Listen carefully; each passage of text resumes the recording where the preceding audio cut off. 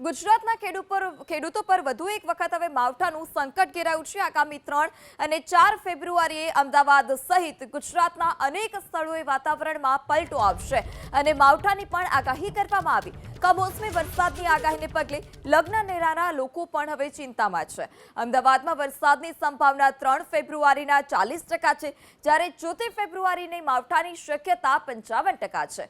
આ તરફ હવામાન નિષ્ણાંતોએ અમદાવાદમાં 30 જાન્યુઆરી બાદ ઠંડીના વધુ એક રાઉન્ડનો પ્રારંભ થઈ શકે છે।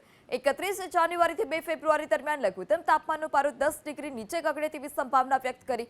તો આ તરફ સાયક્લોનિક સર્ક્યુલેશનને કારણે રાજ્યમાં ઠંડા પવનો પણ શરૂ થયા છે।